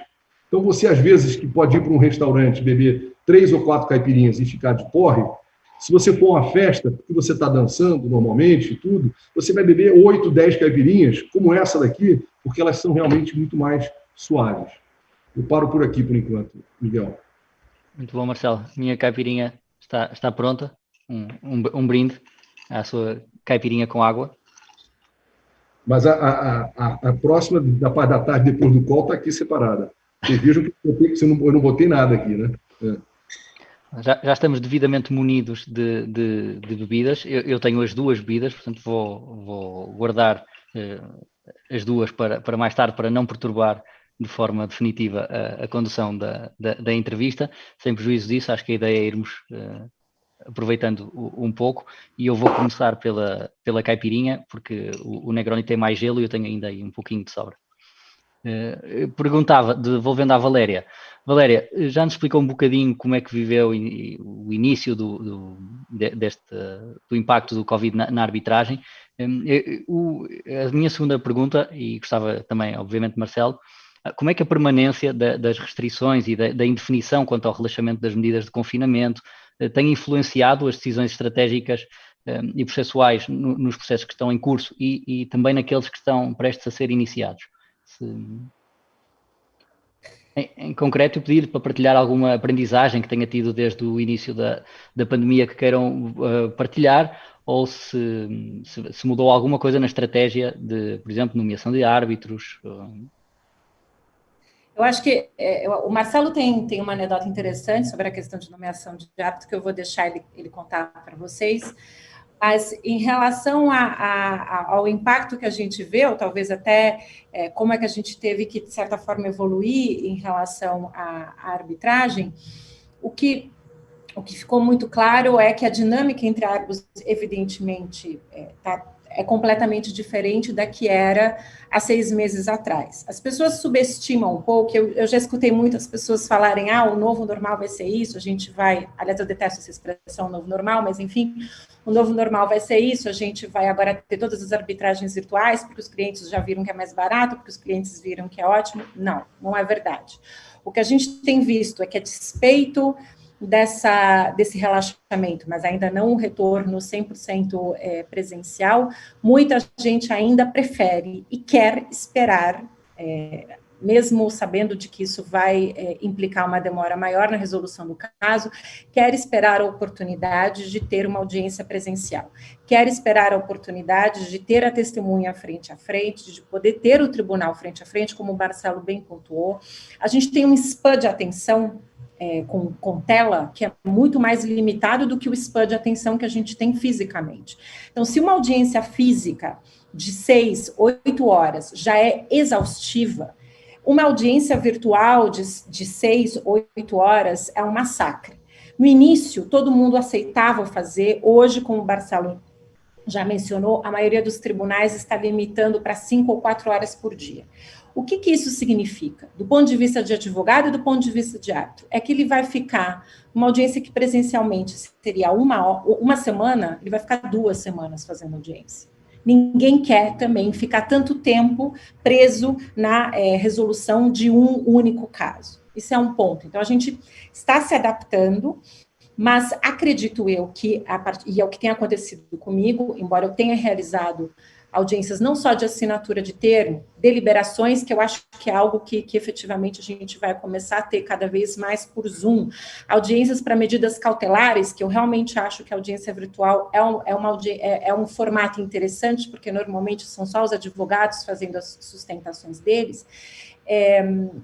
Eu já tive audiências grandes, estou falando de oitiva de 20, 30 testemunhas por meio virtual, e na minha opinião, e de todos que estavam envolvidos, embora no caso tenha se decidido por seguir adiante, é muito menos eficiente, é muito menos interessante. O que a gente está pensando em fazer agora, e vai fazer já em alguns casos a partir de novembro, são audiências mistas, ou seja, o tribunal e os advogados e algumas das testemunhas reunidos numa sala, fisicamente, algumas outras testemunhas que não se sentem confortáveis com estar presente, seja porque tem que viajar, seja porque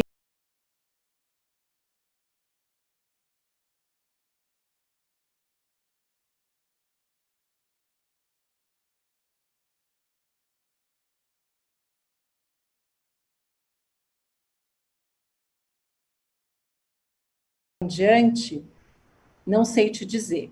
Na minha percepção, eu preferiria que não. Eu, como árbitro, prefiro que não, e eu, como advogado, também preferiria que não. Por N razões, seja porque numa sala de audiência você consegue se concentrar melhor, você está isolado do mundo.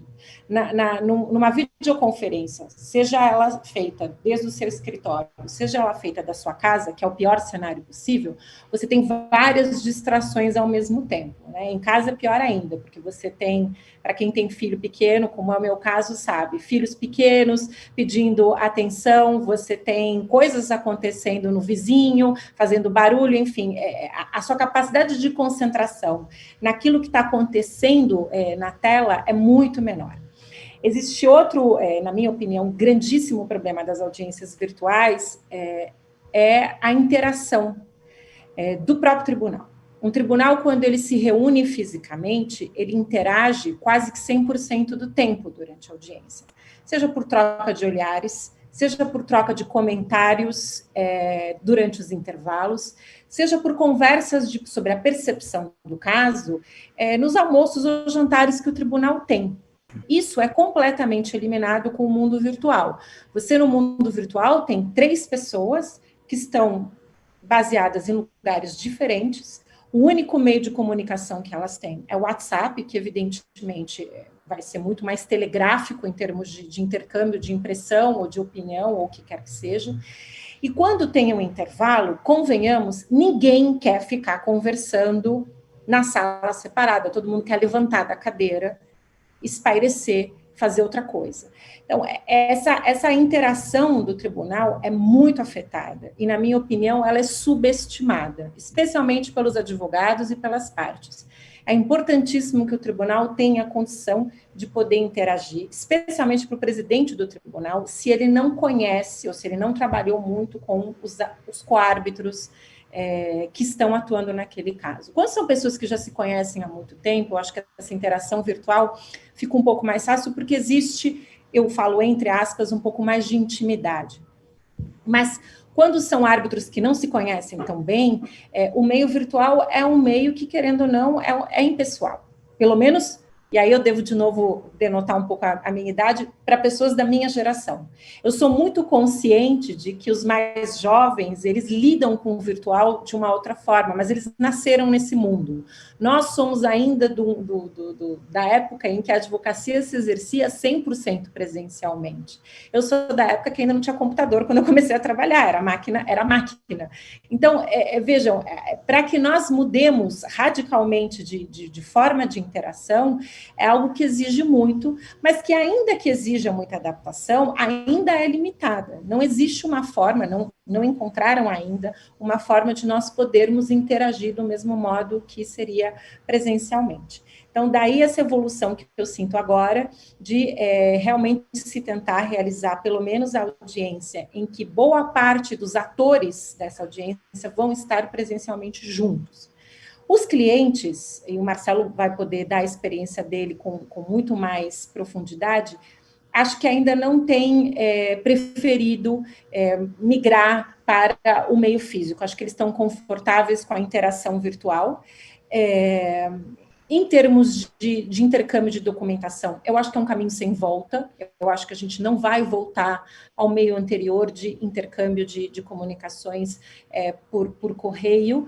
As partes têm aceitado e têm sabido utilizar com muita facilidade os meios virtuais para troca de documentação e etc. Eu devo dizer que, na verdade, essa já era uma tendência do meu escritório de eliminar documentos. Na maioria dos meus casos, eu já pedia para não receber vias físicas, até por uma questão de espaço. E eu acredito que esse vai ser um caminho sem volta, até porque, não só pela questão ambiental, mas até por uma questão, para ser mais pragmáticos, por uma questão de custo de tempo. Fica muito mais fácil para os advogados não terem que imprimir várias vias, para os árbitros não terem que imprimir, poder ter acesso a todo o arquivo já num share file é muito mais fácil. Esse é o que a gente está vendo agora, em termos de processo. Em termos de discussões de mérito, o que a gente também está vendo agora, com muito mais frequência, são os casos iniciados com base na pandemia. Porque até, pelo menos, abril deste ano, a maioria das questões que era trazida para os tribunais eram questões incidentais, eram cautelares, ou seja, que, de certa forma, a pandemia afetou. Mas casos iniciados com fundamento no que aconteceu ou que está acontecendo durante a pandemia, a maioria deles começou a surgir a partir de junho, julho. Então, agora, por exemplo, começa uma nova onda, e é o que eu tenho notado, de casos baseados nas teses de força maior e de reequilíbrio econômico-financeiro por conta da pandemia. Como esses casos vão ser solucionados, evidentemente, eu não vou dizer, eu não posso nem dizer, porque senão eu estaria aqui criando um impedimento para mim, mas, de todo modo, não existe ainda também, a gente sabe, não existem ainda precedentes em relação a isso muito claros. E como que isso vai ser considerado, se isso vai ser considerado de uma forma genérica, ou se isso vai ser considerado sempre de forma casuística, a gente não tem ainda uma sinalização. Mas essa, claramente, é o momento que nós estamos vivendo agora, que é uma espécie de transição, na minha opinião, em relação ao que nós vivemos no início do mês de março, em que estávamos todos recluídos e que partimos do pressuposto de que isso seria temporário. Hoje, as pessoas estão assumindo de que isso já não será temporário e que não se sabe por quanto tempo isso vai durar. Claro que aqueles que querem, de algum modo, postergar o máximo possível a conclusão de uma arbitragem, usam de todas as formas e abusam do argumento da pandemia, especialmente, na minha experiência, partes estatais, que têm utilizado esse argumento com muita frequência para tentar adiar o máximo possível a conclusão de determinadas etapas do procedimento. Mas a tendência também dos tribunais tem sido de não aceitar essa justificação de forma tão ampla. Sempre se exige que a parte comprove concretamente como a pandemia afetou a parte que está invocando esse argumento para tentar, por exemplo, uma prorrogação de prazo ou um adiamento de audiência. Obrigado, Valéria. Marcelo, como se costuma dizer, a bola está do seu lado. Temos cerca de 7 minutos até ao final. Portanto, sem prejuízo de contar a anedota que a Valéria prometeu que o Marcelo iria contar sobre a nomeação dos árbitros, pedia-lhe para chutar a baliza. Bom, vamos lá. Rapidamente, acho que, assim, talvez mais importante do que a anedota, na verdade, é um contexto que você me perguntou, Miguel, sobre a mudança do perfil e a estratégia, em geral. Sobre o aspecto da estratégia, a Valéria foi minha árbitra no caso, é minha árbitra de outros casos do escritório, não tem nenhum problema em dizer isso a ela, até porque ela, antes de ser árbitra, ela não é só árbitra, ela é advogada também, e naturalmente uma excelente advogada, e sabe que muitas vezes você posiciona uma certa testemunha, não só em relação ao tema, mas em relação ao próprio poder de convencimento da testemunha. Hoje, o que a gente tem assistido no aspecto estratégico é você saber posicionar se o seu depoimento, se a audiência para a inquirição de testemunhas vai transcorrer de forma virtual, é você saber que aquela dinâmica prevista originariamente para uma audiência presencial pode ser radicalmente alterada na audiência virtual por N razões, por N justificativas, mas eu daria uma só. Se vocês pegarem, por exemplo, a ideia de que um tribunal só fixa um limite máximo de 6 horas de audiência, e aqui, Miguel, eu não estou nem entrando em considerações de diferenças de tempo ou diferenças de time zones mundiais, tá certo? Eu estou dizendo aqui, todo mundo na mesma faixa de tempo, mesmo assim, eu acho que é auspicioso limitar a 6, 7 horas, se tanto, aí sabendo que todo mundo tem que parar 1 hora para almoçar e para restabelecer a estratégia.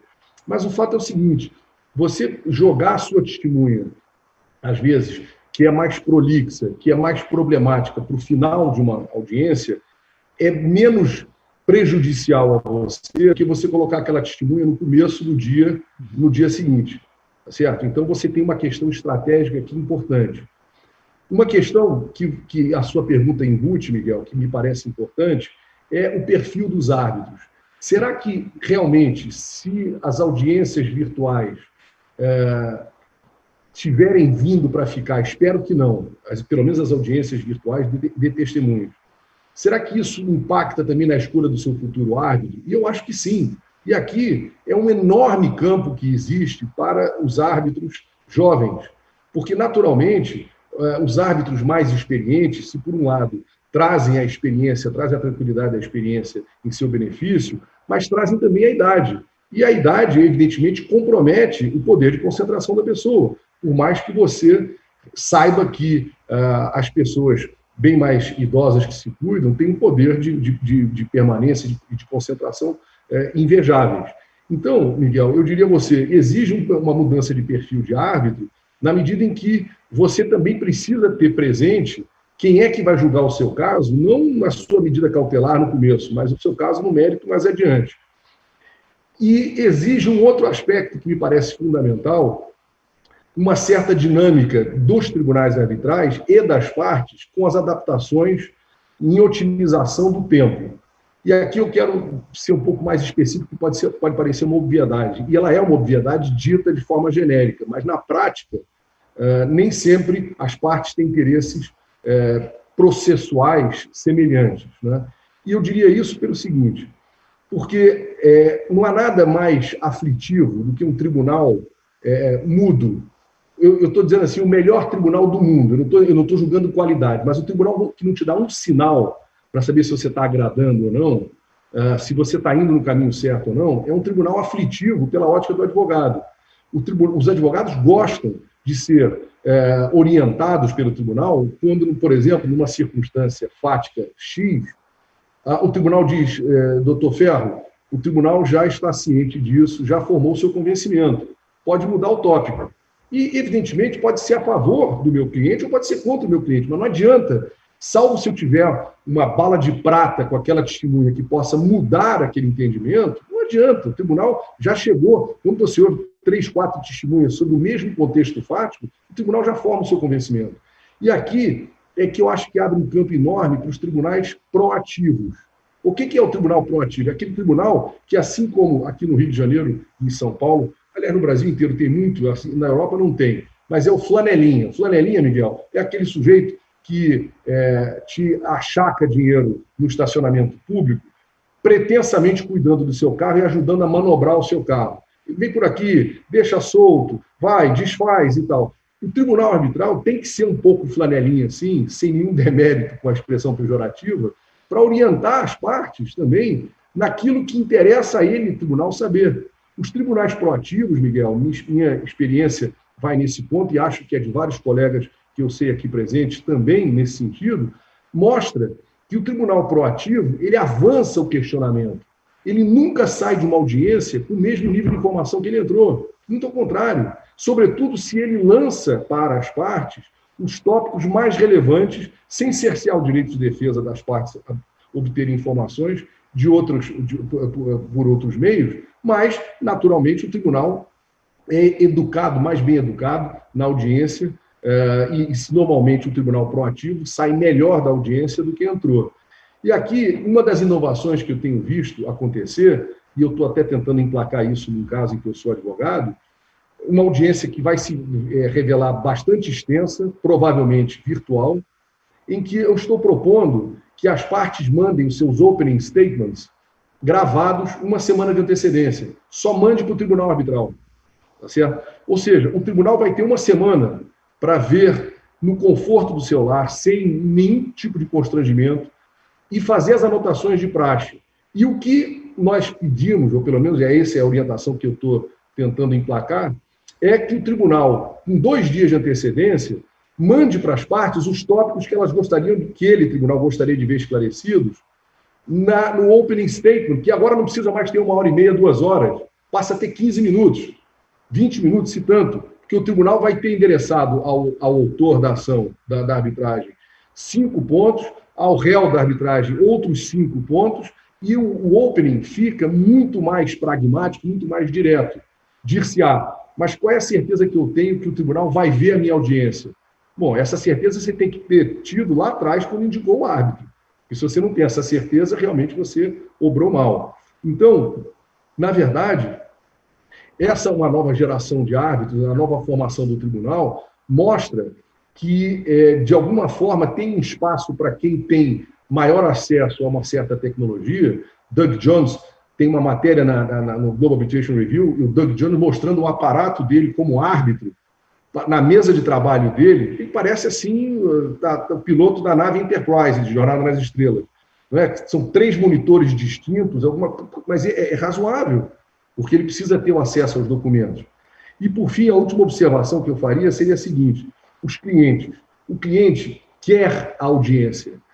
Raros são os meus clientes, pelo menos, e eu tenho visto isso em relação a outros colegas, raros são aqueles que têm plena confiança em que uma audiência virtual se dá da mesma maneira do que uma audiência presencial, mesmo incorrendo em custos mais elevados. E a observação é a seguinte: perguntem a vocês mesmos, sem precisar responder, evidentemente, mas você admitiria ser operado por uma doença muito grave, não é? Por um médico localizado em Nova York que te opera por um computador, ou você quer ver a cara do médico no centro cirúrgico? Eu prefiro ver a cara do médico do que ter um especialista mais elevado do mundo me operando à distância. É isso. Entendido. Marcelo, muito obrigado. Valéria, pode, claro que sim. Se eu posso fazer um comentário em cima de... Eu concordo com tudo que o Marcelo falou.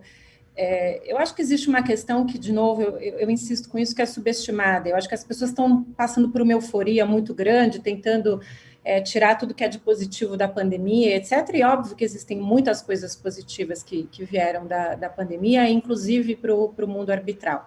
Marcelo tem razão, eu acho que é o momento de árbitros mais jovens e mais dinâmicos, até pela facilidade que eles têm com lidar com a tecnologia, pela rapidez de adaptação a coisas novas. Então, sem dúvida,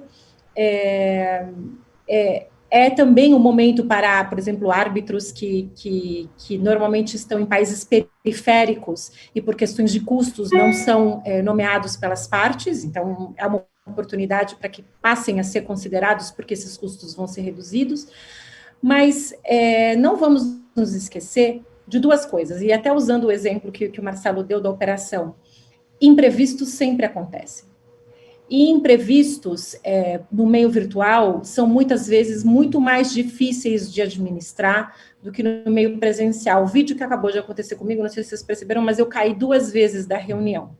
Então, se você é presidente de um tribunal e você tem, por alguma razão, um problema de tecnologia que você não consegue controlar, evidentemente, isso prejudica muito a sua capacidade de conduzir o processo, de seguir o processo como deve ser. E isso não tem como você remediar. Está fora do controle de quem quer que seja, mesmo quando você contrata, já foi caso de audiências minhas, empresas que prestam suporte para uma audiência virtual. Existe, inclusive, já esse business hoje em dia.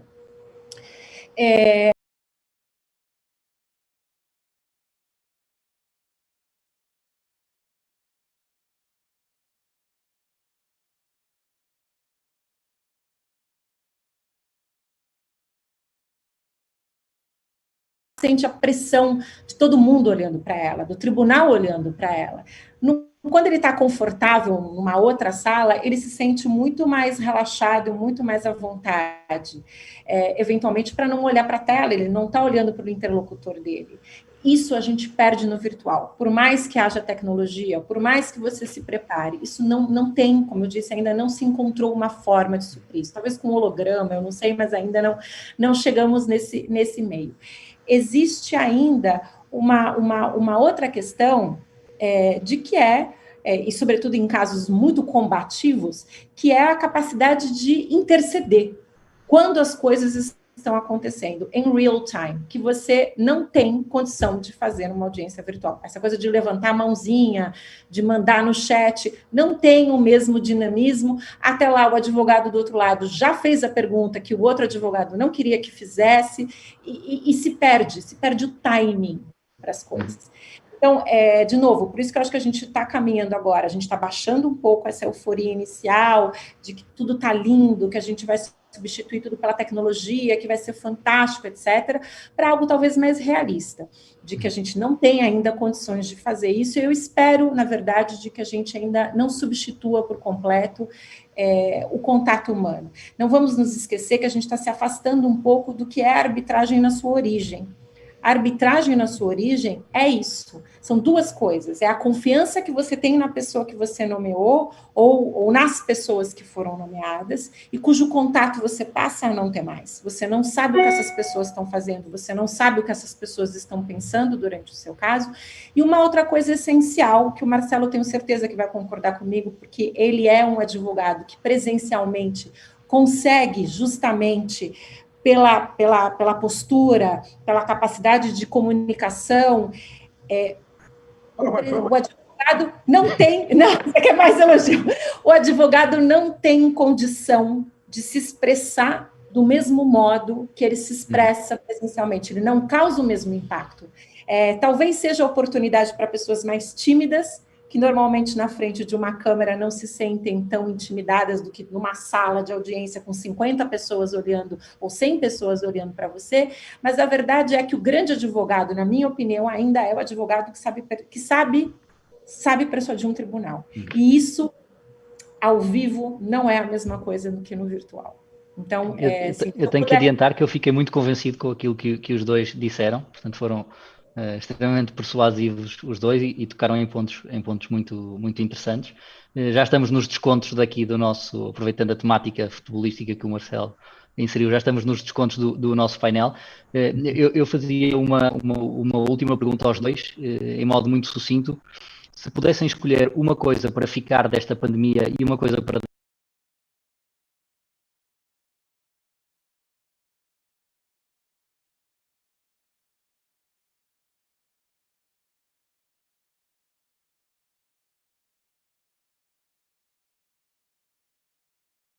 que fica da pandemia e fica em termos benéficos é a audiência virtual para assinatura de termo. Esse, efetivamente, não tenho dúvida nenhuma de que você não vai ver mais reunião de tribunal arbitral com partes para esse tipo de providência. E o que eu espero que seja banido realmente seja o árbitro cuja conveniência faça com que ele seja intransigente na realização de uma audiência presencial.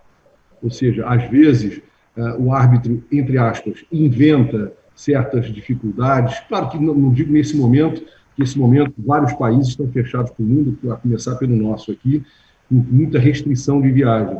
Mas, realmente, o meu medo é que alguns árbitros um pouco preguiçosos tenham isso como presente e, de certa forma, gostem da ideia de que o Zoom para ele é a mesma coisa e realmente não é a mesma coisa. Então, isso eu realmente baniria e exortaria a que os árbitros tivessem presente que o show é das partes, não é deles. As partes comandam, as partes pagam e pagam caro para isso. Então, não deve haver a ditadura do tribunal arbitral para impor necessariamente o seu modus operandi de ser convencido. Marcelo, muito obrigado. Valéria, força. Para mim, eu acho que eu já deixei claro, o que fica para mim é toda essa possibilidade de utilização desses mecanismos para intercâmbio de comunicações e documentos, isso certamente vai ficar, esse é um caminho sem volta, é um caminho sem volta deliberações por vídeo, não mais deliberações presenciais, mesmo as longas. Eu tive 1 mês de deliberação num caso de investimento e funcionou muito bem, foi toda feita por vídeo, eu acho que isso vem para ficar, embora me tire o prazer de muitas vezes viajar para algum lugar interessante, mas o que eu espero que não fique, eu realmente aposto que não vai ficar, dada a sinalização que eu tenho tido nos meus casos mais recentes, são as audiências 100% virtuais. Eu acho que isso não vai ficar ainda, acho que o mundo não está preparado para isso ainda. E eu espero que também não fique congressos virtuais, porque eu adoro ter a oportunidade de vê-los pessoalmente, de fazer um coffee break pessoal, e por mais que seja prazeroso, enfim, dividir com vocês experiências e drinks, eu prefiro poder fazê-lo pessoalmente, de preferência na Quinta das Lágrimas, que é um lugar lindíssimo que eu adoro sempre ir todo ano. Então, isso eu espero que não fique de jeito nenhum. Valéria, vou aproveitar a apanhar essa deixa e devolver a palavra. Já temos ali o António, a Joana e a Cristiana. Já vi que munidos dos seus cocktails. Excedemos aqui em 10 minutos o nosso tempo e foi muito interessante poder ouvir as vossas reflexões sobre o impacto desta pandemia na arbitragem. António, convidas o resto da malta a beber os cocktails que preparamos? Isso mesmo.